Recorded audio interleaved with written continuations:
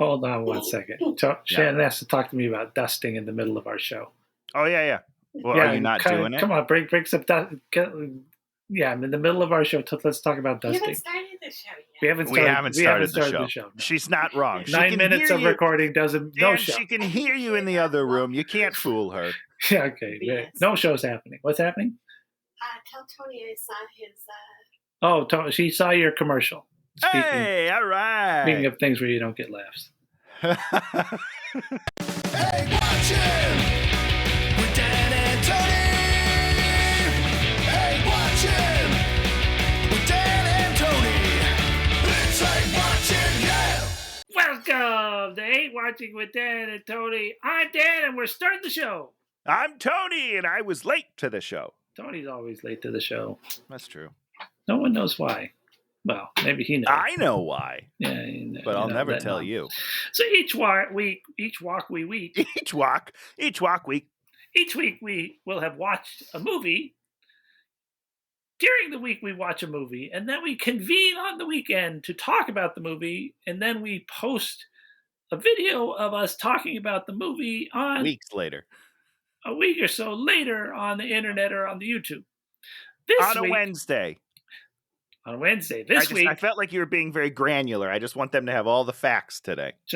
We have all the facts. We've done our research. We're getting to the bottom of this movie. We watch a movie.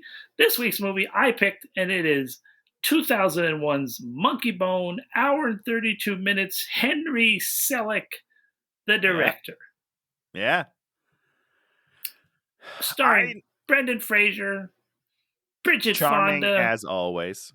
A little bit of Chris Kattan. They put him on the front, but I think it's the perfect amount of Kattan, and we'll get to it when we're there. But yeah, it's a little strange that they put him on the cover of the movie, considering he comes in at about an hour and 5 minutes. Right? Is that actually feels sooner than I thought? I honestly felt like he was in it for like 12 minutes. Well, it's only it's an hour and 32 with about 6 or 7 minutes of credits. Yeah, so it probably was 15. He's in about 20 minutes of the movie. Yeah, all right. At the most. Beautiful. Monkeybone. You and I both saw this movie when it came out, or ish. Yeah. I start watching this movie, and I'm like, I know I've seen this movie, and then at a certain point, I'm like, oh, now I remember this movie. It's bad. Interesting. I take back everything bad I ever said about this movie. I loved this movie. You did not love this movie. I genuinely loved this movie. I think it is visually stunning. I think there are a lot of clever jokes that are underplayed. I think that it played it too safe, and so the tone doesn't work for the movie, but I think it's there. I think there is a good movie right on the edge of this movie, and I think, in my opinion, I think the studios watered it down and ruined it. That's where you're completely wrong. What happened is this movie is a studio we do nightmare. have a story. Oh, okay. God, we have a story. Oh, good. This movie is based on a comic book, which I think was called Dark World, by this guy, Kaja Stanley or something. Okay. And in the comic book, the whole thing is the dude, goes to this nightmare world, and then he's trying to get out of this coma to get back there, and it's sort of this emotional journey that he goes through. And they like Henry Selick courted him, brought him out to his place, built sets to show him what it was going to look like. Sure. And then the studio people got involved, and they brought in Sam Hamm. That can't actually be the person's name. Sam Hamm? Yeah. Sam Hamm? His name is Hamm? Hamm. Sam Hamm. He's gonna ruin your movie. I don't care. I don't even know what he does on the movie. If his name is Hamm, he's gonna fuck it up. He was the writer of the first Tim Burton Batman movie. I do like that movie. You like that movie? Why would you like that movie? That movie is horrible. Batman? The original? The original. Michael Keaton, great. Michael Keaton, amazing. Yeah, that movie's fucking rad. As a movie, terrible movie. Oh, it's a great movie. Great movie. He's Batman. Terrible. I'm Batman. Yeah, he's Oh great. man, Joker's amazing in it. Is he? So good. Yeah, he's having such a good time. You want to hang out. It's the only time I've ever wanted to hang out with the Joker. I was like, this guy's fun. Let's do this. Hold on. That's how you think the Joker should be. He should be this relatable guy you want to hang out with. Yeah, because then he fucks you over and kills you. That's great. Great. Yeah. He lures you in, and then boom, kills everybody with some laughing gas. I love it. I hated it. And so Sam did that, and then he went on to do multiple Fantastic Four, Planet of the Apes, Watchmen. Wait, which Fantastic Four? Well, these never got made. So he's this guy that Hollywood has gone to for the last 20 years and given all these projects to try, you need to figure out Watchmen for us. Oh, give it to Sam Hamm. Let him take a pass at it. Planet of the Apes, Sam Hamm's our guy. Go Sam. All right.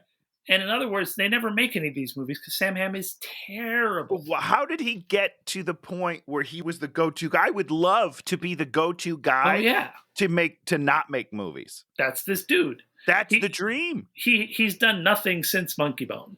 He's written one 4-issue comics book series that came out last year to groans of pain. I kind of want to read that. Yeah, so I mean, I get that. I wouldn't hire the writer after this movie either. Yeah, and that's the whole thing is that you've taken this movie this thing that's supposed to be this sort of emotional, nightmarish journey, and then you've made it into this weird comedy that doesn't know what it is at all. It doesn't know what it is, and I didn't know that it was an emotion. I see those threads. Mm-hmm. I get it. I don't care because I didn't read the strip. I don't care that it's not emotional. I don't need an emotional journey that tells me something if they went full dark with it. That's what I wanted to happen. Sure. I wanted it to be full dark, and it was there's no sound effects that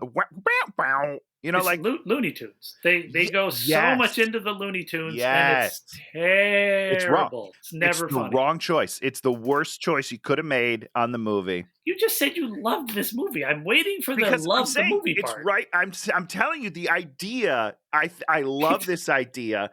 I love the world. I think it's beautiful, and it's basically a live action Nightmare Before Christmas, right? When they're in the dream world. It's the same. That's the guy that did Nightmare. And I'm he brought it to life in a live, and I really enjoy that. Yeah. I don't like anything that happens in the real world. I want to live in the coma world more. So more than a half of the movie you just could do without. Okay. Yeah, because the real world was played so jokey. Yeah. It's not a real world at all. And I wanted that to be a darker real world. Sure. And then I wanted the nightmare world to be fully fucked up. And they didn't do it. So hold on. What you liked about this movie is it wasn't the movie that it could have been at all. Right. So there are things that I like, and we'll talk about them. But I believe that this movie could have been better. For example, of course, this movie could have been better. The thing that bothered me the most in this movie, Bob Odenkirk, and I could have waited, but I'm not going to wait. You can't wait. If you say the one line that I've written down as what makes this beyond a terrible movie. No, I didn't write down any notes, Dan. I'm going to be 100% honest with you. I wrote no notes for this movie. What bothered me is that there's no blood in his scenes. Sure. He's cutting open this guy that's not quite dead, right? They're getting the organs. He's dead. He's dead, but he's fresh dead, right? Because their organ donors have to be quick. I don't know for sure. I believe there's blood. I don't think there's going to be some amount of blood. Sure, there's going to be some. It's not going to squirt out It's not going to hose out. When he takes things out of the body, they're so fake. I want blood dripping off of his hands, and then when he wakes up, I want his cut to be doing stuff. I want things, and then things are falling out of Catan while they're doing a bat, and no blood. I just wanted something darker. Well, I'm going to go to the one line that my proof that why this movie isn't funny, I'm so excited for this. So basically, what happens is at the end of the movie, Brenden Fraser character comes back to life through the dead body of Chris Kattan, who was a gymnast. And so then he has to go travel to where his actual body is, and funny things happen because this is a dead body running around.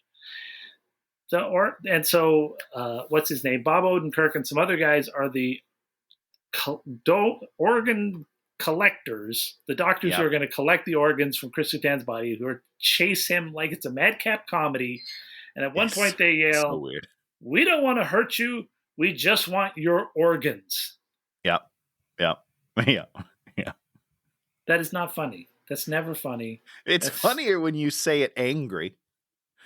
Well, yeah, I mean, and it'd be so easy to write this. Made me so angry. I get it. There's a lot of bad lines, but there's also a couple of good lines. Okay, well, if you could find those good lines, I'd be interested to hear them. All right. Let me. We're gonna do the movie now. Let's do the movie. Let's do the show. So we start off with this cartoon that is of Stanley. Wait, before we get there, the very first thing it says is Sheila Jaffe is the casting director. I would like to talk about that for just 1 sec. She is a legend, Dan. Sheila Jaffe is? Well, she's one of the best in the business. She's been doing it for so long. She did Entourage, which is why I know her. But she's done so many things. And I have been trying to get into her office for 10 years, Dan. So, Sheila, if you're out there, call me. And I mean, this movie is stacked with people. You're just the cast should be unbelievable. It's terrible. Yeah. Wow.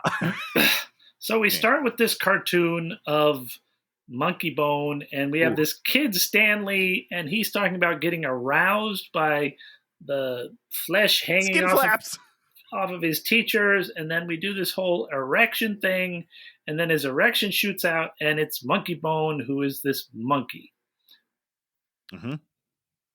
And then this is a screening for like a pilot for a show that they've sold and they're going to make. So, were you done? That's enough for now. All right, yeah, that's like the first 5 minutes. My big thing, one of my big problems with the movie is I don't think that they played, and maybe analogy is not the right word, but whatever the significance of Monkeybone is, I don't think they hit it. They didn't make the correlation that should have been, because Monkeybone should be his, what is the right word? His horniness. Like it should be, sure.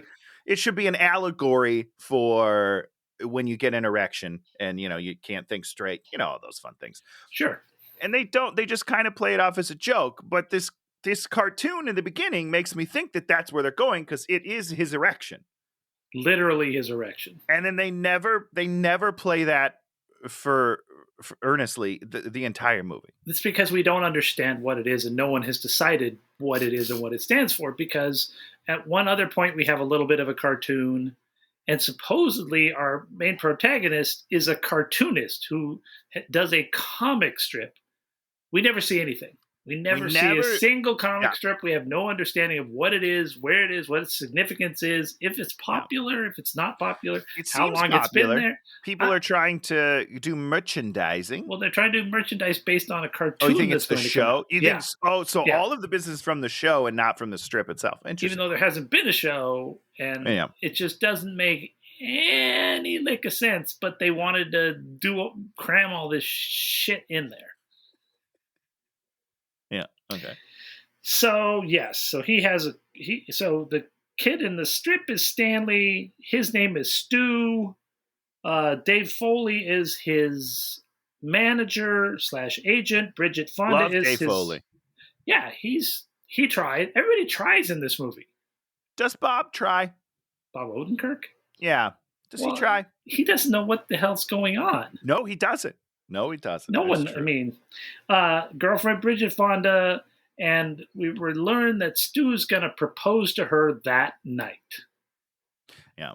So, so he's like, "Let's get out of here," and then he's trying to sneak out of here. But then he doesn't really sneak out of there.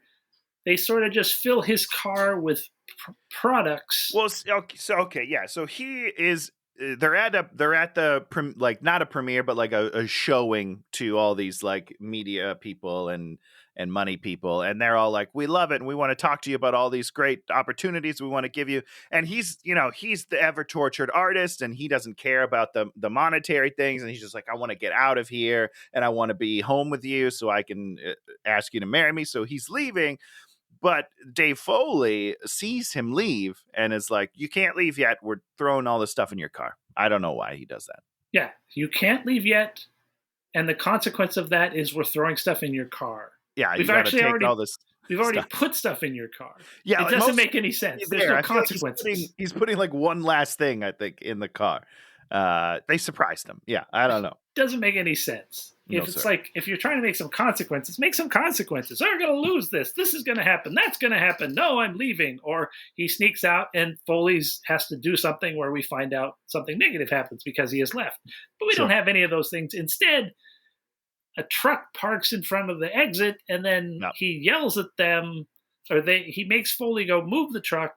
Yeah. And then he's backing out and he loses control of the car and he crashes. Well, he when he's trying to move. There's so much shit in his car that he can't see out the back windshield. I think we've all been there. We've all been there. So he reaches back to do something. He pulls some sort of cord, and then a giant inflatable Monkeybone fills the car and it pushes them against the glass. I mean, they're probably dead already.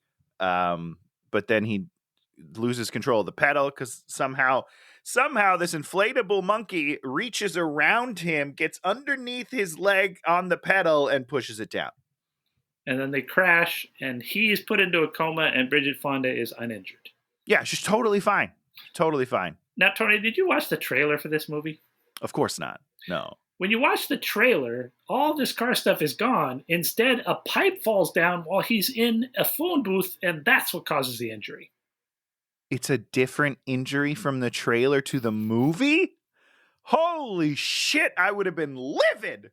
That's incredible. That's why there's the injury on his head right here. Which, that makes sense. That makes more sense than the car. But for some reason, they didn't like that scene at some point. So then they shot this weird car scene where they had to fill up the car and make that right after where he sneaks out. And hence, nothing makes sense in this movie. Nothing makes any sense. That's so weird. Now I'm going to have to watch the trailer because I love that. That's bizarre. Good for you guys. Yeah, I was like, because Amazon just auto plays the trailer. And I'm like, oh, sure. What is this pipe? Why is he in a phone booth? What is happening? So basically, when you go into a coma, you go to this place called Downtown. He rides this roller coaster down there, and he gets to Downtown, and there's just all these crazy creatures. This is the first joke of the movie, Dan. You just skated right over it. The little snake? No. Well, what is the snake on? Do you remember? Heroin. Jesus. Probably. Let's be honest. There are a lot of drugs in this movie, I assume, behind the scenes.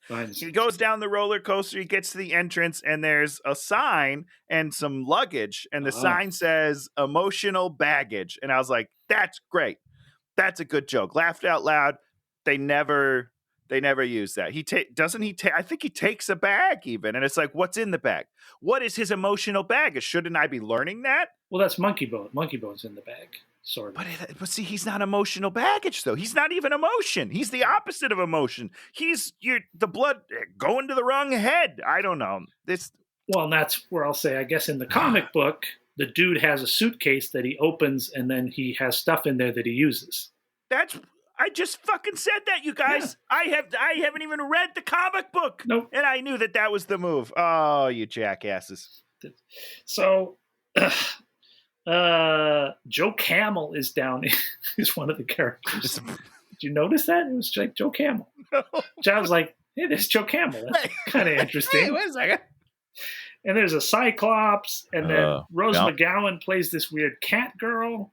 Oh, that's your description of it. Interesting. Well, what do you want to say about Rose McGowan? I don't think I should say anything about it, but I'm going to because they can cancel me. So generally on this podcast, if this is your first podcast, let me set up the way things usually work. Dan usually finds the ladies very attractive, and I'm more about the guys. That's just kind of our thing. But I will say a cat lady is right up my alley. And I was like, right up your alley. My God. You might say she's Rose McGowan. Alley cat. She's an you know? She's very attractive. She's very appealing. She's all into Stu the whole time, and there's never any tension because of that. And he's never tempted or anything, and it's really weird. It's super weird. If I had a cat lady pawing all over me, I'm done for. Tony would be dead. So this is the land of the nightmares, which it really isn't the land of the nightmares. It's the land of people in comas. Yeah. Well, so and this again, the lore, I'm putting quotes around lore if you're listening as a podcast. The lore of this is very confusing because everyone in there is in a coma, but then they also seem to be collecting bad dreams. Because Giancarlo, later, he's like, you got to go out there and collect us some bad dreams. I was like, you got to pick one of these things because they are not the same thing. Well, the problem with this movie is that it's not whataboutism, but it's just like, let's look at every movie that was good and we'll try and make this have all of those things in it. So there's all this sort of Jim Carrey stuff. There's all this sort of, what I wrote down. Tries to be The Mask. It tries to be Nightmare Before Christmas. It tries to be, all these sort of things. And in doing this, it becomes none of them. Yeah, as a movie. Yeah. Yeah. It should have just been him having to navigate and collect information about what's going on in the real world, and then having to make a decision about how to get out of this place, and then making his adventures of getting out of this place interesting. And also learning about himself in the process. There was one central line. Oh, there was. I never had any good luck until I met you. Yep. I remember that. We don't see any of that. No, we don't. That's right at the top, right? That's right before the car accident, I believe. Mm-hmm. Right before. Yeah, that's an interesting thing that we don't deal with whatsoever. Yeah, so he's not working through anything. I mean, yes, if he's working through something and has to improve something, like learning to throw a spear very far to save his people, we could do that through the movie. But they don't decide on anything like that, and we don't do anything like that through the movie. Great callback, Dan. Yeah, and that's why when he gets down to the bottom and there's a bag and it says emotional baggage, I was like, oh, cool. All right, this is going to be fun. He's going to have to take out his emotional baggage and deal with it throughout the movie to get back. And he doesn't do anything. And it's just, it's a missed opportunity. So then Monkeybone's already there, right? He's already there. People know him, so he didn't bring him with him. So Monkeybone's there, and he does this whole song and dance and does Marilyn Monroe, and then kisses Stu, and once again, it's not funny, and it's kind of all for nothing. It's the Monkeybone. Agreed. Now it reminded me of, I feel like it's either Roger Rabbit or Bugs Bunny that someone kisses a bald man. Bugs Bunny's always kissing Elmer Fudd. I was just like, I feel like I've seen this exact scene, not the Marilyn Monroe part, but the part where they get together. I was like, I feel like I've seen this exact thing before, but right now it doesn't make any sense to me. And I feel like last time I saw it, it made perfect sense. In Roger Rabbit, you understand who Roger Rabbit is. He's not Bugs Bunny. He's like this character. You're like, okay, I can see how there would be cartoons of him. Monkeybone, you don't understand what cartoons about him would be. And you need to set that up so that we understand who this character is. Yeah. They don't, though. So back in the real world, Megan Mullally shows up. That's Sue's sister. And she's all like, okay, pull the plug, have him die. And it's so jarring. It's and there's never a motivation to it. No. Like basically what they say is they're like, oh well, we made a pact because our dad took a long time to die or something, so we made a pact that we would never go on life support together.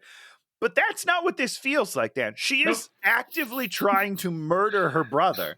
And I was like, okay, what is she after? She has to be after something. And as far as I know, she's not after anything in the movie. And if you'd just put one line in there, it wouldn't have made it good, but at least would have been an explanation of, I want all that Monkeybone money. Well, what if she gets the rights to Monkeybone? Maybe it passes to her, and then she can choose to do the merchandising that he's refusing to do and make millions of dollars. Something that she benefits from his death, as opposed to her just wanting to murder her brother. Yes, if Dave Foley comes in there and is like, oh, Stu didn't want to do the things that we talked about, and da-da-da-da-da, boo, boo, boo, boo, boo. Yeah. We understand it. We do not understand. And she'd be kind of like that. She's after money. And then when he does his turn later, and he's like, I love merchandising, then that all of that to me makes sense. This doesn't make sense. Now, when they announced that Bridget Fonda's character is a doctor, how surprised were you? Not as surprised as I am hearing you say it. I don't remember this happening. She's a doctor. Are you sure? Oh, yeah. What? She runs that sleep center as a doctor. Oh, that's why she was, for one scene, she does all the technical dream jargon and then just disregards it the rest of the time. Okay, I got it. I don't remember that, Dan. I thought that her friend was the one that ran it, because then he calls her and he's like, oh, I lost my dream juice, but he lost her dream juice. That's her dream juice. Okay, I missed that a little. All right, my fault. Nightmare juice. Nightmare fuel. My favorite part is she's supposed to be a doctor and a scientist, and she makes this fluid that causes nightmares. She refers to it as nightmare juice. Yeah. Just like Monkeybone does and all the bad guys. Yep. All of the other educated people in the movie, they all say it. Don't worry.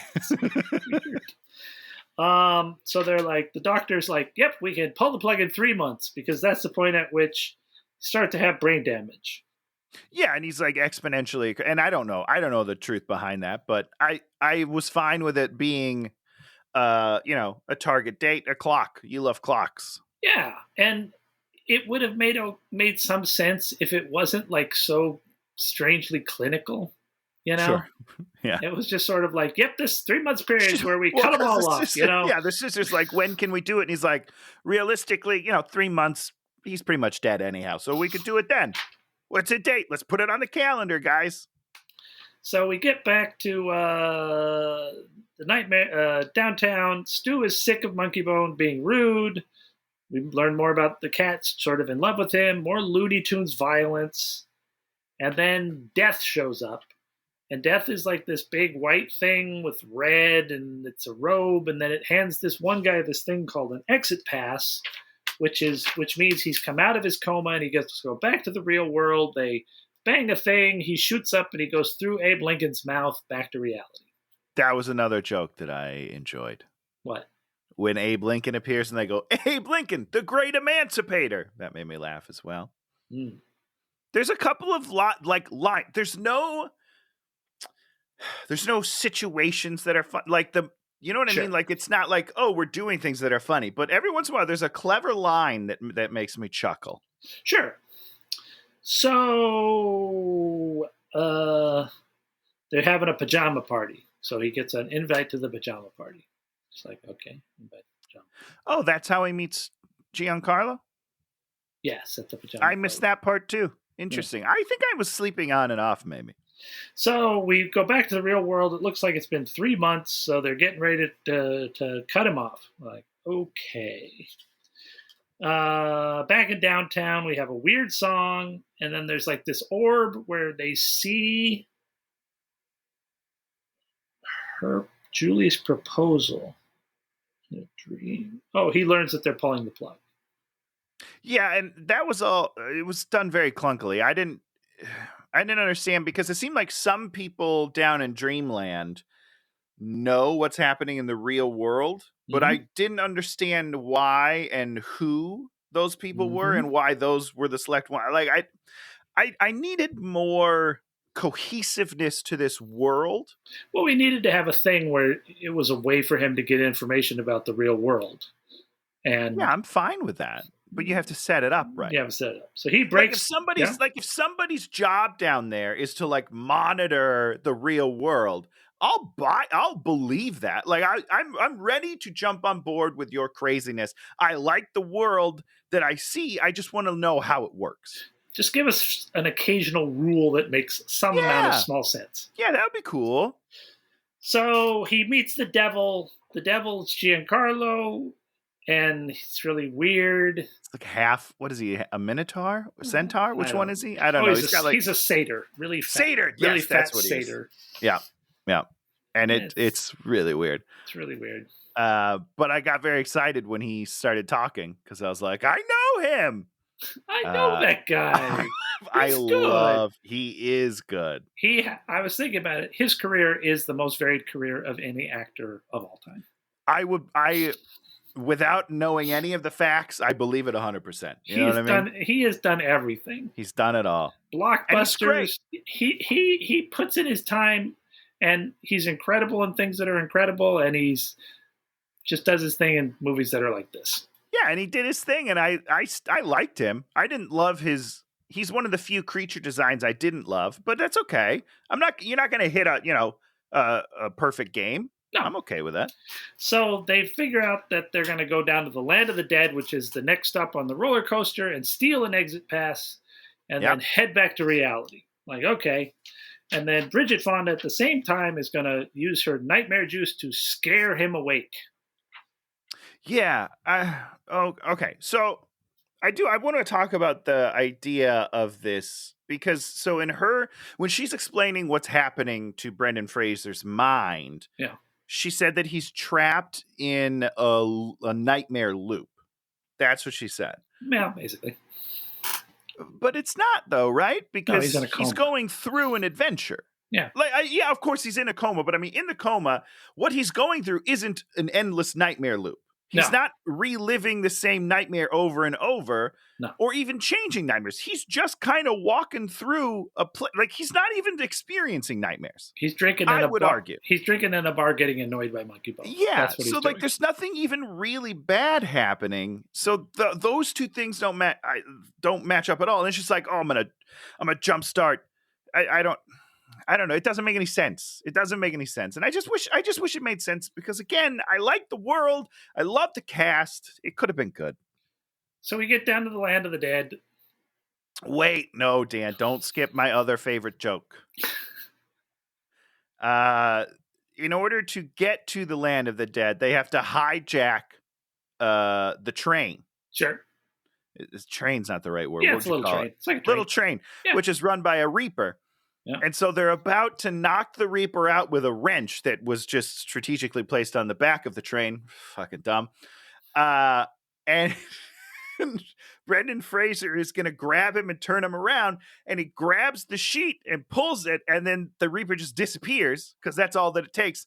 And then Monkeybone goes, and I quote, "Well, that's worth knowing." End quote. And I was like, fuck yes, that's a good line. John Turturro doing the voice of Monkeybone, by the way. No, I don't think that's right, Dan. John Turturro doing the voice of Monkeybone. I didn't hear that. I didn't hear any Turturro-ness. Just saying. Huh, interesting. Now, Tony, you're going to talk to everyone about who runs the Land of the Dead and why they are literally a movie that's otherwise pretty terrible. Just terribles it up to a level that you can't even imagine. It's so interesting because I did write a note about this, and it's so different from what you just said, and yet it's the same note, which is in a movie that I quite enjoy. Whoopi Goldberg does her best to ruin it. Oh, she's so bad. She's so bad. Okay,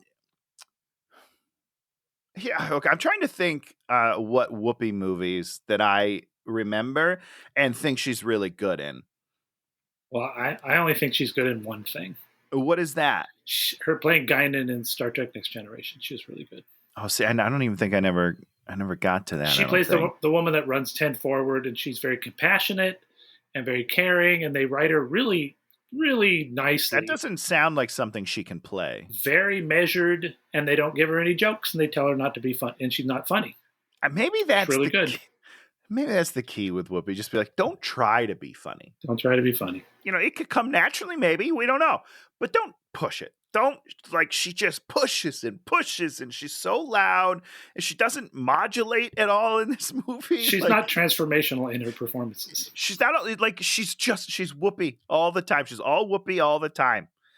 But on the flip side, Thomas Hayden Church, fucking great in this movie. Uncredited. Oh, no, really? Mm-hmm.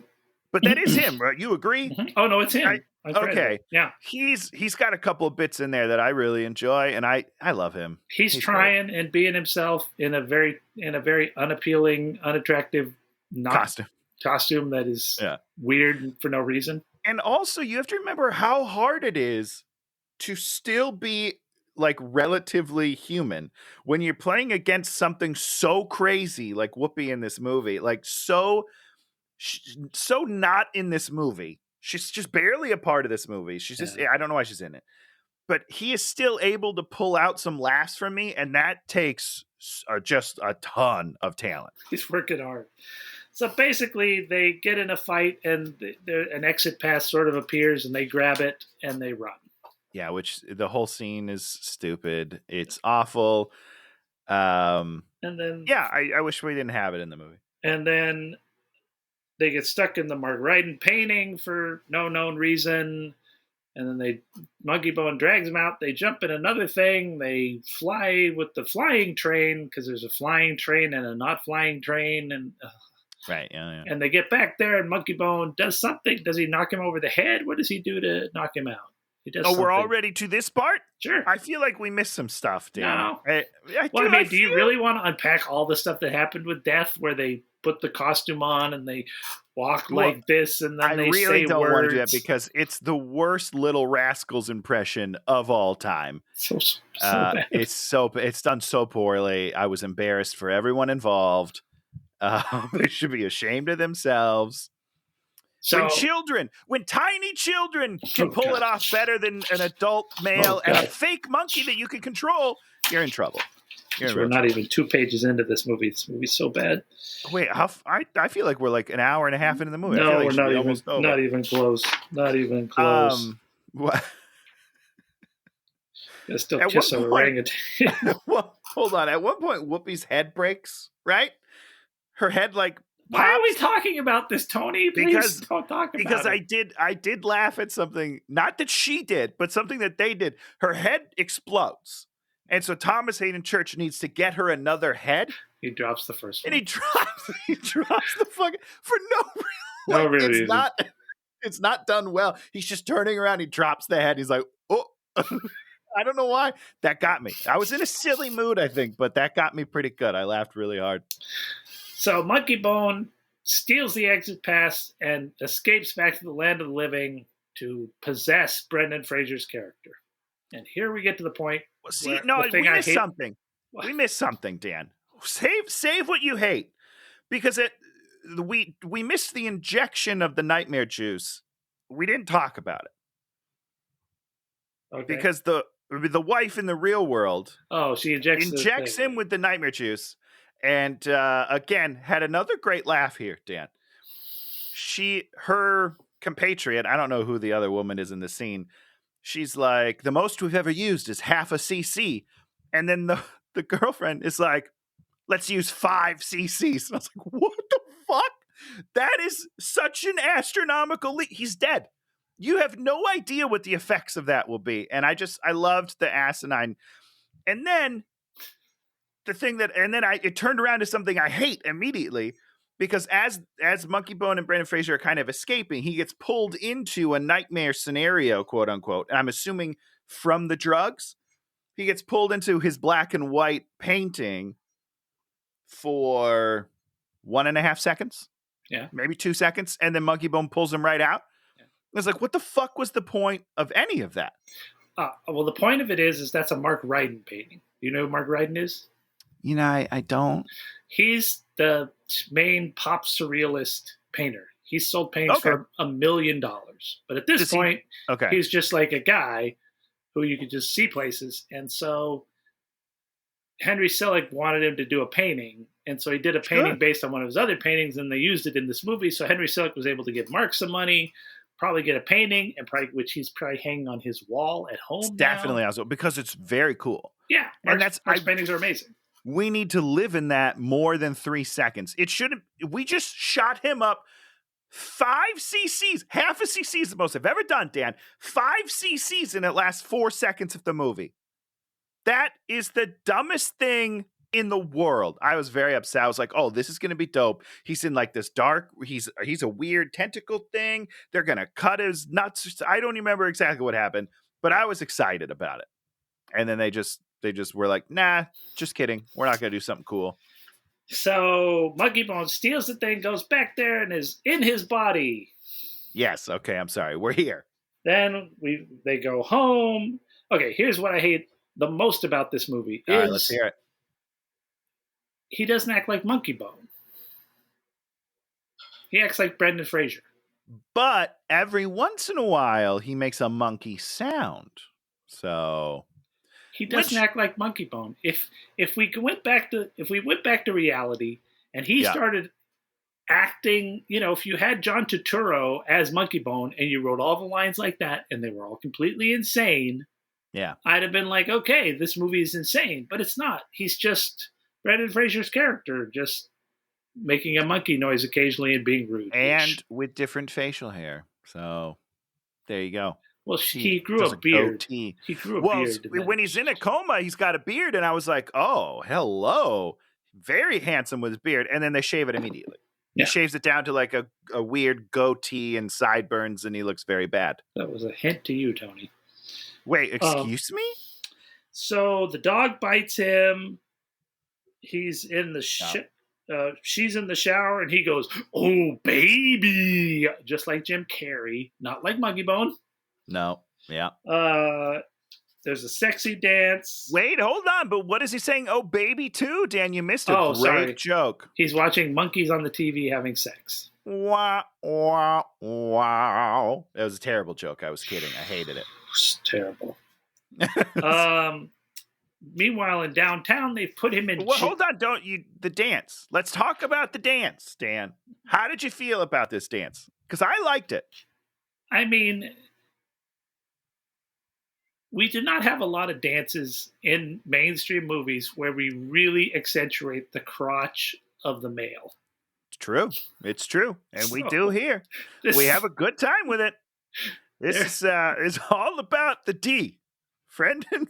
Brenden Fraser's D is on display here, and I loved it. And then they ruin it with a joke at the end where he does the dive into the cleavage again, but she moves out of the way, and then it's Looney Tunes hits its head. Bonk! Oh, I hate it. I hate the way it ends. But I enjoyed the performance from Brenden in this scene, and I commend him for his commitment. He's great, and the movie none of this is his fault. It's all has to do with the writing and the directing and not understanding anything about what the movie is about, because there's 3 people, probably Henry, John, Sam Hamm, and then whoever the producer was, all standing there saying, like, we need to do a different thing. Yep. And that's what happens. 100%. So downtown, he's in jail. Stephen King's there. Genghis Khan is there. Was that the real Stephen King? I couldn't Stephen tell. King. Okay, I was like, he looks a lot like him. If he's not him, he's a great impersonator. But okay. Because Stephen King is one of the worst actors that has ever existed on the planet. Yeah, well, he's not an actor, Dan. And he does a better job in this playing himself than any other movie that he's ever been in. Well, see, this movie did something right. So then we set up, Giancarlo comes down there and explains. No, Dan. You're really cruising through this. I want to find a comb and just get through this granular, because let's talk about the idea of this scene.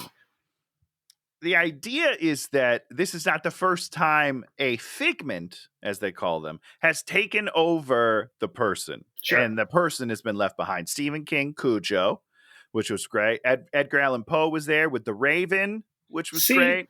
But okay, you finish your thought. I didn't understand why Lizzie Borden was there. I don't know what she switched with. It doesn't make any sense to me. No. Maybe like one of those shape. What did she use to kill everybody? I I don't know. Straight razor. Straight. Yeah. Thank you. There was someone else that I also didn't feel like made any sense. Genghis Khan. Great. Like what was his like? So two of them I was like, oh, okay, this is fun. And then they were just kept adding things that didn't make any sense. And I was like, but they don't have like famous figments with them. No. So how are they there? Explain to me. Like you're ruining your own joke. More importantly, Stephen King got taken over by Cujo. What does that even mean? He doesn't act like a dog. What does that even mean is exactly right. So the idea of this scene, I love it. You have to use it to either make fun of that person's life. What, Dan? This is the ultimate Tony argument as to why something is good. Is because it could have been good if it wasn't bad.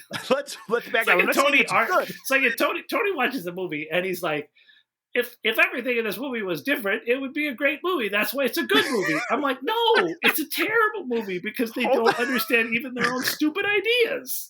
Yeah, I agree with you. They don't understand it, but guess who does understand it? See, you just said but. They don't understand their ideas, period. There's a period. But guess who does understand it, Dan? It's this guy. Yeah. I get it, and I see the whole thing, and I'm like, wow, this could have been something. Yeah. You could have been a contender, Mac. And your life could have been something, but you chose that beard. And that's the second knock on this beard. This beard is immaculate. Let me tell you something. Tony, when I was watching the movie and Bridget Fonda was trimming his beard in the bed, I was like, it looks just like Tony's beard, and it does not look good. Let me tell you a story about this beard. You know Ian Gary? First of all, if people don't know Ian Gary, he was on the Sunday Company. He's in Top Gun, one of the biggest movies of all time. He's in it. He said to me one day in improv class, he was our teacher in improv, Dan and I. One day, he turns to me and he says, you have the best facial hair I've ever seen. And I said, you know what, Ian, thank you. And now we're going to have to call him and corroborate this story. Hold on a second, Tony. Did someone pass you like a weak sauce compliment? And then you've basically built your whole visual choices of your face around that one stupid comment? It was a genuine compliment. It's probably a joke, Tony. It's probably a joke. A great guy. He's a very funny I was guy. like, you know what? You're absolutely right, Ian Gary. This shit is perfect. I even shaved yesterday. Look at this. Those lines are straight as fuck. Unbelievable. Oh my God. What are I don't remember what we were talking about. Okay, so the Giancarlo comes down there to explain his plot to the character that he has no reason to explain the plot to. And his plot doesn't make any sense to me. Monkeybone's supposed to be up there generating nightmares because they somehow know about the nightmare juice that she has, and so he needs to do that because they somehow made it so that he could get that exit. I mean, like, what do they care? I mean, not what they care, but I mean, what part of the plan, what did they do to get him that exit pass? Giancarlo's the one that told him about how, like, hey, you should go steal it. I'm not saying he gave him a plan. He planted the seed of the idea. But then I don't owe somebody anything if they plant the seed of an idea in my brain. That's right. That's Inception, baby. Oh, yeah. There we go. Let's talk about terrible movies. There's a whole movie about this idea, Dan. What I don't understand is what they use the nightmares for. I still don't get it. Like, why do you want the nightmares? Are you making money? Do you sell nightmares? I don't understand what your nightmare business is, Giancarlo. That's Dan, so if you can't see, Dan's just a bobblehead right now. So yeah, that's pretty much the movie. Monkeybone has a press conference to say he's, open for business and ready to merchandise. And then wait, we have to talk just 1 second. 1 second, Dan. His speech that he gives to the media is fucking crazy. Okay. Like he sounds like he's lost his mind and they are eating it up. They love they're like laughing as he's laughing. He's like, and they're just loving it. They think it's great. That's the least believable part of the movie for me. I was like, these people would be running. They would be running away. Then he has a dream that he's being chased by bikini girls. Yeah, I don't get it. And then during that dream, the devil comes there and explains more what the plot is, where he has to get the nightmare juice, or he's gonna. Oh, I guess that's the threat.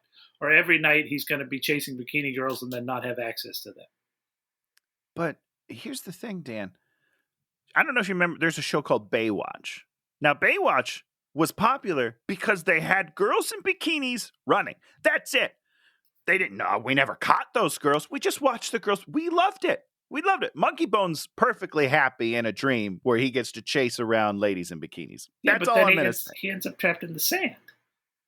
Oh, no.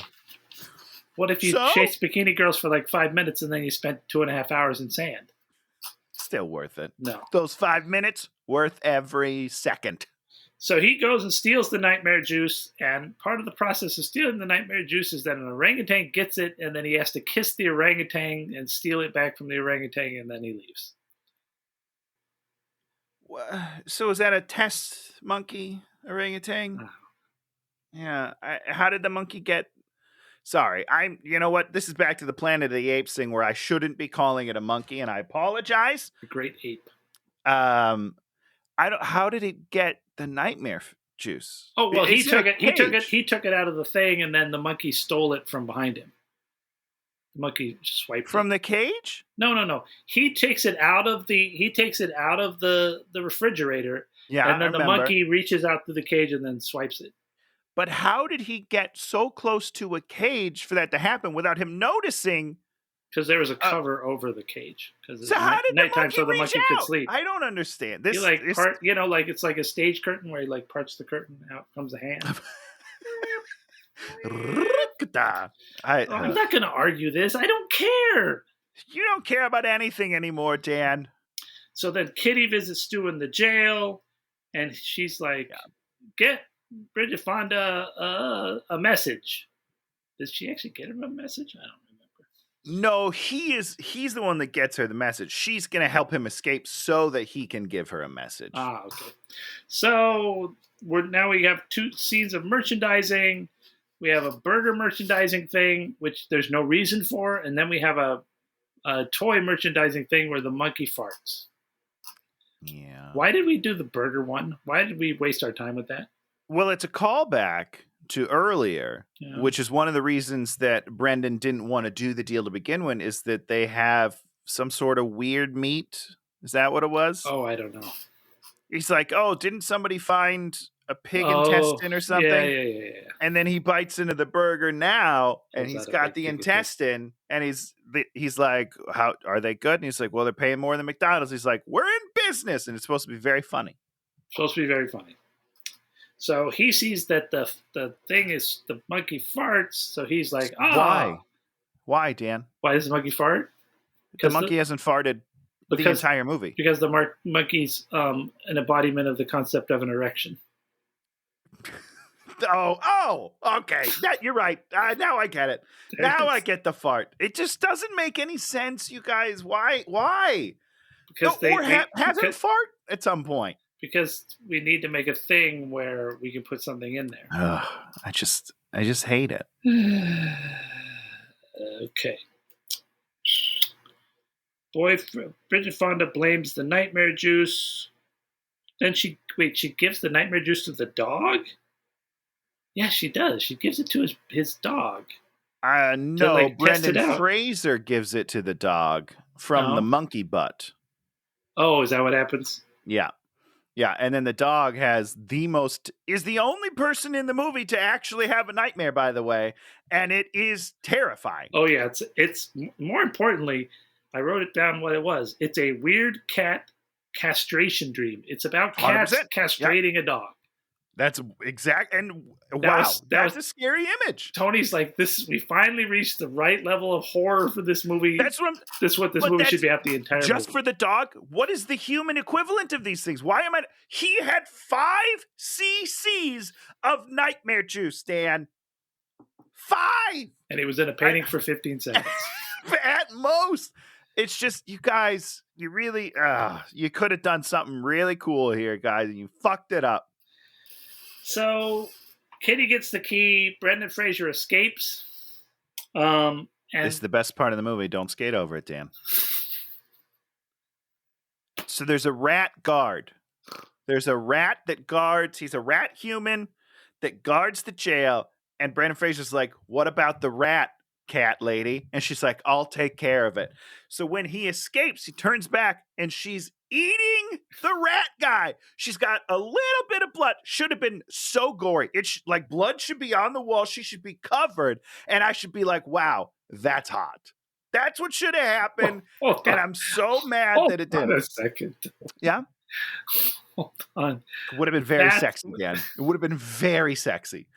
Just blood everywhere. The rat guy maybe twitching on the ground and she's just fucking going to town. Yeah. That would have been very sexy. I don't know what to tell you. You're so weird. That would not. It still kind of worked. Like it was still, I was like, oh, hello, kitty. But if it would have been full gore like this movie should have been, there would have been primo. Just golden stuff. Okay. So we're set up that, where are we at? Okay, we're here. Kitty gets the key. So there's a museum benefit that he has to do to prove that he's not just in it for the money. Who he has to prove this to, we'd have no idea. It seems like nobody. Everyone seems to be on board right off the bat, first of all. So Brenden Fraser's character in the downtown then goes to the land of death. They've got him on the rack, and they're like, you tried to sneak back in here. You didn't fool us. Why are you here? And he's basically like, oh, it's about love. Just give me 1 hour back in the real world so I can do the thing. And then Whoopi's character praises his comic strip, a thing we've never seen. We've never seen it, but apparently it's great. And so she's like, I'm a sucker for love. Let's do this thing. So here's my problem with that transaction, Dan. It was horrible? Well, sure, it's horrible, but I just mean outside of the context of what actually happened in the scene, the idea that all that it takes is for you to be like, hey, Death, I love someone on Earth, so if you could send me back. And she's like, yeah, no, that's cool, because nobody else in the history of time has asked me to send them back for a loved one. So since you're the first one ever, I'll do it. Fuck you. That's so stupid. You mean you might have thought of a clever way to do this? Oh, yeah. Wouldn't that have been cool if he actually thought of a way to do it that maybe someone hadn't tried before? There's nothing clever in this movie. Now, emotional baggage. I will continue to point to that. Maybe that's in the comic strip. I bet it is in the comic strip. And they just like put it in the panel. Oh, okay. Because that joke really made me laugh. And then they didn't pay it off. But it was funny. So boom, Death kicks him in the ass. He flies back to reality. And he wakes up and he's Chris Kattan, who's this dead organ donor, gymnast. And this is my favorite part of the movie. He is the shining star. Oh, okay. I thought you were. I thought you hated him in this. Oh, okay. This is the most. Sometimes I forget. I think how talented he is at physical comedy. Yeah.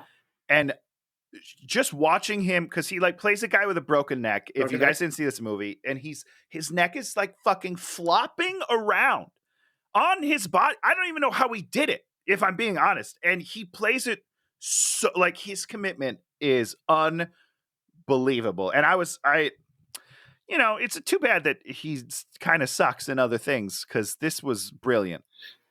I'm going to praise him for an entirely different reason. I love it. Yeah. His acting is amazing. Yes. No, he's like genuinely good. Well, he's genuinely good because he plays Brenden Fraser's character.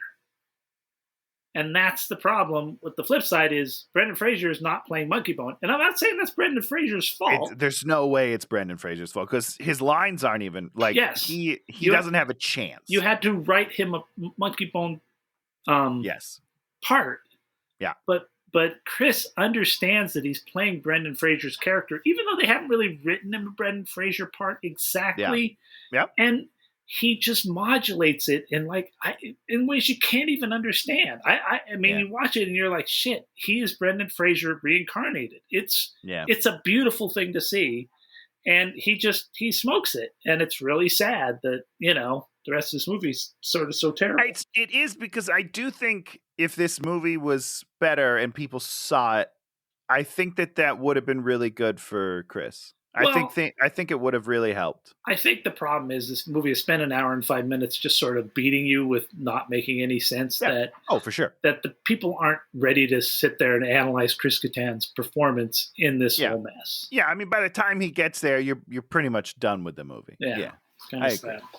So the doctors are chasing them. At one point, he's on a bus, and they see him through a dark window somehow. It's like, there he is. Thank you. I was so mad, Dan. They're driving, first of all, they're driving the opposite direction on a road. So they see the bus for ostensibly 2 seconds.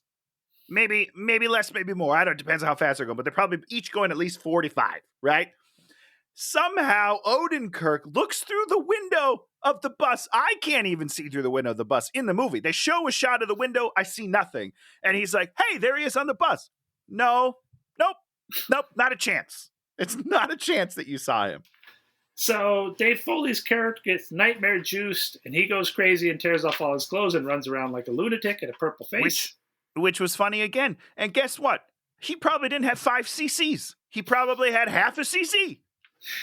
Then we get to the next most terrible thing of the movie. Monkeybone takes the stage, and we do a rendition of Brick House.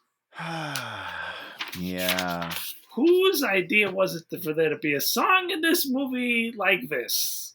I might have said it. I might have been like, hey, let's put in a fun song. But it just is not good. Nothing about it is good. I don't know, man. So Chris Kattan reaches the museum. He does a bunch of flips over things and gets in there. And he's in there. He gets in there, sees Bridget Fonda, and he's like, it's me. And then she doesn't believe. He calls her Doc. And she realizes you have this sort of click. And she's like, for a second, goes, wait, what? Then Monkeybone's like, why did he call you Doc? They spell it out really just hard. Like really, really hit you over the head with it. Although, now that we're talking about it, he calls her Doc, Dan. Who does? The Chris Kattan. I didn't remember she was a doctor, but I remembered that he called her Doc, and that was the answer. So I guess audiences are dumb. So thank God they spelled it out for me. That's all I'm saying. Oh my God.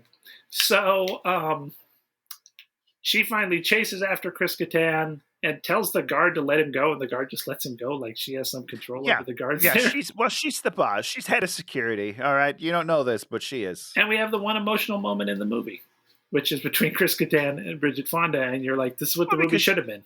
She's an actor. And apparently Chris Kattan can act.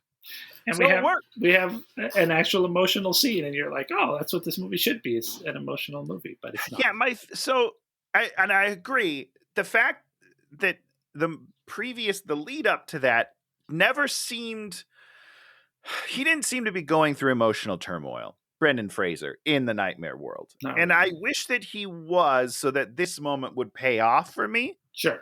But it doesn't. And so as good as they do it, it means nothing to me. Oh, I mean, I can't say it was like a huge emotional payoff, but I was like, no, I get it. Okay. I get it. I pulled a Tony where I thought, oh, this is what the movie could have been. Could it? Yeah. Shoulda, woulda, coulda, guys. Could have been great. So he stuffs. No, he breaks the piñata, and then the Monkeybone runs away, and then they both end up flying through the air, fighting on a balloon with Chris Kattan's organs falling out. Again, and I just wanted there to be like blood splatter, like children at one point catch the organ, and they needed to be covered in blood, at least a little bit. Like it should splatter in their hands, and then they're having a great time in the blood, and then the doctor's like, "Oh God, give me that." You know what I mean? And then one of them falls under the ground and it gets run over by something, and we don't do anything. There's no joke. I needed a blood splatter. I needed something to happen when it ran over. Maybe the doctors get covered in a little blood. I don't know. Something. Period. That's it. Something. Period. I need it. So the balloon crashes to the ground. They both fall back into downtown again. And they get caught by this giant robot, which is controlled by Whoopi Goldberg. Hold on, Dan. Hold on. Can we just talk about the fact that the police officer shoots the balloon? Yeah. He killed 2 men. Yeah. And nobody is upset. No one in the crowd is like upset. He's like, I can get them down. And then he shoots the balloon and murders them. Yeah. I don't. That's it. That's your reaction. My reaction was a little stronger because I thought that was pretty wild.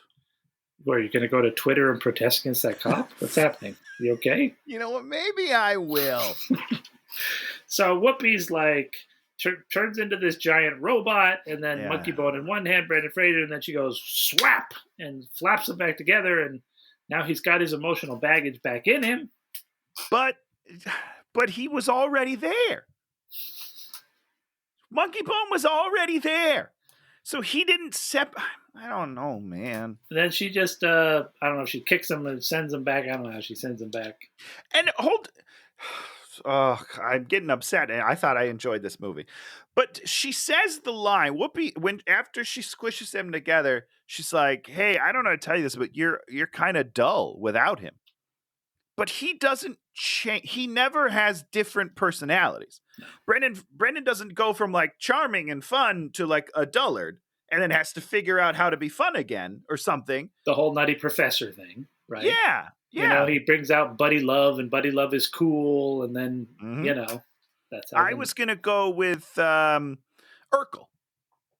That's what I was going to go. Urkel takes a pill or Stephen something. Urkel and Stefan. Yeah. And it gets cool. But yeah, it's same idea. Like there has to, if you're going to tell me that without this Monkeybone, he's not as fun as he used to be, I need to see that. But I never see it. Tony never sees it. So Whoopi says one of the very minor jokes about sending it back. I'll take the South Park guys instead. Like she's I did think it was funny. Okay, that is a joke. Yeah. That is actually a joke. And in a funny movie, it could land where people would laugh. So then Stu... I was, just for the record, I was still laughing. Tony's always laughing. I was having a good time. Good fart joke, he will not laugh, but, you know, stupid South Park I didn't laugh a single time on any of the fart jokes. And the whole time I was just like, why? You didn't earn it. You didn't earn this joke. You didn't set it up. You're just like, oh, you know what would be funny? If he's a farting monkey. Let's just put it in. Fuck you. So Stu sits up, and the donor doctors are scared. Sure. They've already seen a body come to life, a body with organs falling out be alive. Chasing a dead body. They are chasing a man who is dead. His organs are all out at this point, and they're still chasing him. And yet, they're still scared, still surprised. They're like, oh, wait, well, now the other one's doing it. I don't know, man. Bridget Fonda cries, and then Dave Foley's head goes in there, and he's all like, everybody take off your clothes! And then cue bad 90s music, squirrel nut zippers. Can I tell you a secret, Dan? Yeah. It made me laugh really hard. Dave Foley. Because it's so stupid. It was really stupid, and you know what? I liked it. I mean, yeah, you liked it because you saw you at a certain point started watching the imaginary Tony movie in your head while you're watching. I gotta be honest, it started pretty early. Like I departed from the movie pretty early, and it could have been a good movie. I genuinely believe that. Do you want to talk about the music in the movie? I don't remember the music. Oh. Was it good? I mean, it was all, you know, hey, now you're an all-star. That song was not in the movie, guys. But I would have heard it. Songs just like that are I love throughout the movie. It's very end of the 90s. If they had a whole Fatboy Slim album in there, I'd be on board. You know what I mean? Don't even be in there. So that's Monkeybone. Hollywood Nightmare. Sam Hamm. Tried to find some Sam Hamm like interviews where he talks about things, or we find out who this guy is online. No, he didn't. No, shoot. I am curious. He's one of these ghost guys that, you know, these Hollywood ghost guys that work on things. I know this one guy that's an artist, and he's kind of similar. He does like they'll hire him to do all this stuff, and he'll do it, and then nothing ever comes of anything. You know, he's worked on tons and tons of projects. Sure, nothing has ever been made at all. I mean, he does other stuff because, you know, he's an amazing artist, but, you know, the work but just it's a pretty big butt. I'll just say the work just disappears beneath the waves because interesting. That's so weird. Yeah, that happens. I'm not in that world. I don't get paid to do things. So. No, we don't make any money. No, we should. we spend money. We do it all for free. Yeah, for you guys because we love you. So that's Monkeybone. Tony. Tell us something you like this week. I would love to. We started last week technically, but I'm talking about this week. It is a rewatch podcast called Talkville, and it is a Smallville rewatch podcast with the stars Tom Welling, Michael Rosenbaum, both on my Hunky Boys lists on different sections. Obviously, Tom Welling is a hunk, and Michael Rosenbaum is a boy. Is probably my best friend. But it's great. They're fun, and we're rewatching the show. So they're only 3 episodes in right now. By the time this comes out, they'll probably 4 or 5. Jump in, guys. It's super fun. They're great. I love it. Wow. I think Stop watching this podcast and go over to Talkville. I think it might be a bit of a stretch calling them stars. Maybe the star of the show. Actors, star actors, of the show. They are the stars of the show. Yeah. We started watching The Bear on Hulu. Oh, okay. Good. Gritty. Yeah. Like I saw a picture of the show and I was like, what is this show even? Sure. Dude goes back to work at his family sandwich shop. I'm like, it's a comedy. What is this? Oh, no. Not a comedy. Not a comedy. Can I handle it? I honestly don't know. Very intense. Very, very intense. Yeah, I'm out. Very intense. So if you want an intense show, go if for it's The Bear. more intense than Monkeybone, I probably can't handle it. Tried to watch Paper Girls last night. That's on my list. I think we're going to try it this weekend. Yeah, let me know what you think. I made it through the first episode and into the second episode, and then I was just like, you're out. It's just interesting. Very, very amateurish. Uh-oh. Okay. Have you read the comic? It's really good. It's really, really good. The costumes are weird. Really? The guys in the future just look like guys in silver suits. It was just like, oh, that feels very 80s, which I guess, okay. I don't know. I'm intrigued. I'm ready to watch it. I think I have my hopes too high. So this is a good conversation. I'd be careful. I really love the comic. Yeah. There's like weird, they're like weird scenes where things are happening and they're like not showing you what's happening. They're like driving at one point and you can't see anything. And you're like, why are we showing the view of the things it's not showing us? It's like, okay. It's like some big event is happening outside your window and no one thinks to look out the window. That's what kind of show it is, where you're just like... Eyes forward, guys. Eyes forward. Yeah. Oh, let's panic in the middle of the room. And why doesn't somebody walk over there and look out a window? And then when they meet her like future self, they immediately like, future self runs upstairs and they're downstairs and everybody's like, I don't know what to think. And it's just like, you know what you do? You don't run away from a situation. You're like, what the fuck is going on here? Right? Like, let's talk about this. Yeah, what's happening? And I mean, maybe they do that in the comic. I don't know. It just seems really weird. The thing about comics is like panel to panel, you sometimes you miss time, and like it probably feels less disjointed in the comic. You know what I mean? And I don't know. I don't know. I'm gonna watch it tonight. Yeah, watch it tonight. So okay. And maybe you can say something positive about it. Yeah, maybe. The kids are I'll say something positive about the comic and it's great. So read that, guys. The kids are all great. Okay. I mean, that's something, right? Yeah. The acting's important. But, you watch that first episode of Stranger Things and you're like, I'm in, baby. 100%. And that's what I'm worried is I do feel like I'm expecting the level of Stranger Things, and I know that that's unfair because Stranger Things is a phenomenon. Like it's 1 in a million, right? And so I have to take a step back. I would not hope it's a Stranger Things because it is not as it's yep. It is not that. It's closer to your First Bite kind of a like. Okay, First, let's just talk for 1 second about Dan did not hate First Bite. That was okay. It is not okay. I'm gonna tell you this, Tony. I'll fight you right now, but tell me.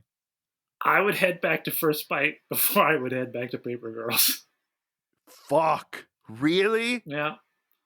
I mean, the Paper Girls no way that's true. All more appealing to look at and whatever, because the 2 girls in First Bite, I found very unappealing. It's not just the 2 girls, whole cast. Not to be weird, not to be weirdly pervy or something. I'm just like as attractive members of the acting thing. I'm like, You're not wrong. the Paper Girls were great. I'm like, oh, I'm really intrigued by all these kids. The two leads. I'm just like, they're no good. That was the hardest part of that show was looking at them. I don't know why. It's not like they were unattractive. Well, first of all, there's no way that's true. The acting in that show is so bad.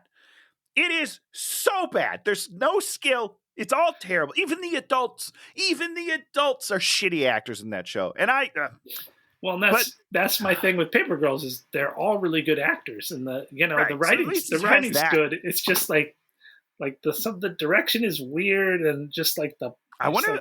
I should check the budget. I wonder if they didn't get the budget that it needed in order to actually be good. I don't know. But I'll tell you what, first bite, the writing's bad, the directing's bad, the lighting is bad, everything is bad, Dan. I like those CGI monsters. Oh, Christ. They look like a high school kid's final project. All right? That's a show I want to make. I love it. Okay, Tony, give us something to watch next week. All right. Well, so... Hopefully not a Roland Emmerich movie. I will take a little break from Roland, but there's still more in the catalog that we can hit. Going back. Again, up until we started talking about this movie, I thought I enjoyed it a lot. I feel like maybe I didn't enjoy it as much as I thought I did. What, Monkeybone? Yeah, Monkeybone. And so then I was like, I need to watch a movie that I'm going to truly, truly hate. Because it's been a while since we've really hated something, I think. So we're going to go back to the old stomping grounds of John Travolta. Jesus. And we're going to watch Battlefield Earth. We're going to finally do it. We're finally doing it. I need something just to really sink my teeth in and get real mad about. So that's where we're going. Battlefield Earth. Barry Pepper in the most horrible wig ever. I love Barry Pepper. Yeah, well, we'll see how that goes. I know. We're going to see how that goes. Can you watch Battlefield Earth? Do you know that it is somewhere to watch? Oh, I didn't do any research. No. In fact, I didn't even Google it. I was just like, yeah, we'll finally do that because I know I've wanted to do it for a while. Yeah. On a quick Google search, we're fine. I'll buy it on Google or on Vudu. Go buy it on Vudu. Should we be sponsored by Vudu at this point? Yes, we should. I feel like, yeah. Vudu, hit us up, man. I'm giving you a lot of free press. Most people watch this show and they're like, what the hell is Vudu? What is Vudu? I don't know what it is. Do you mean Apple Movies? Fuck you. Okay, we're going to Battlefield Earth. We're going to see some bad wigs. We're going to see some bad science fiction. We're going to hopefully see some bad everything. Veiled religious bullshit packed away. Have you read L. Ron Hubbard? Is that who it is? Books?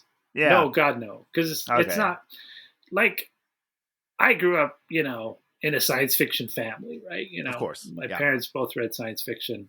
My dad now reads Clive Cussler and all that stuff. Hey, I read Clive Cussler. Yeah, he loves all. He's gone through all. He started with Clancy and went through all that shit.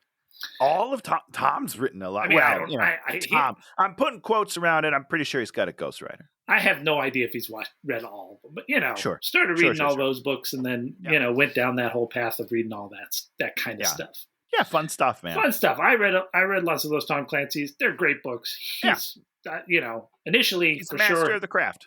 Great writer. Yeah. Blends all this stuff in the real world. Super interesting. Yeah. But as science fiction readers, as kids, we read all the you read Heinlein, you read Foundation, you read some Asimov, you read Dune, you read all that stuff. I read all that stuff when I was What was the first one? The Heimlich? Heinlein. I don't know Robert Heinlein. He did. No, I don't know who that is. He did.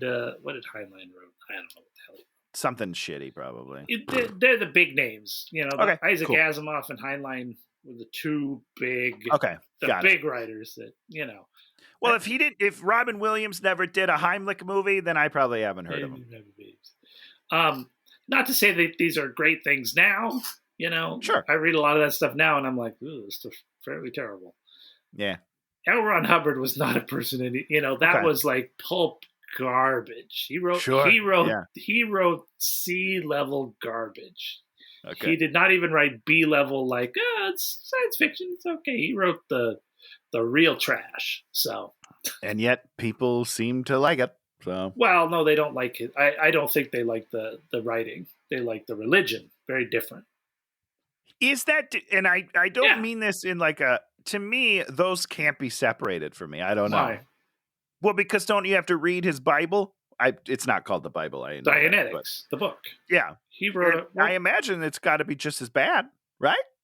Well, it's a different thing. It's like he sort of analyzed all this stuff and then came up with a, religious science thing.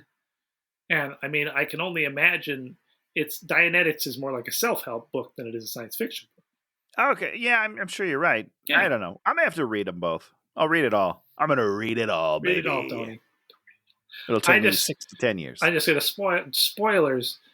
One time I did this weird comic show. I don't remember what it was. And they set up, the Dianetics people, the Scientologists set up with his books. And they brought in cartloads and cartloads and cartloads of them. And I don't know if they were giving them away or if they were trying to sell them, but no one cared.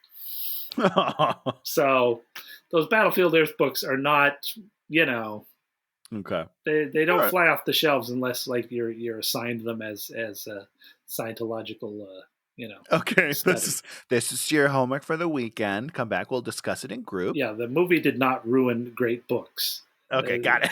Trash books turned into trash movie. I think is the idea. That actually makes me more excited because I feel like there's a level of disappointment when the book becomes worse. But if they're both just shit, maybe I can enjoy this. I don't know. We might love this movie because it's such trashy, terrible garbage, or we might want to kill the filmmakers for making something that makes us hurt so much. I'm excited. I've never seen this movie, and I'm excited to finally do it. Yeah, it's going to be fun. Well, if you like what you see, leave us a comment, leave us a like, start from the beginning of the video and watch to the very end because that is something that they care about. Oh, is that in the analytics? Yeah, it's all part of the analytics. Boy.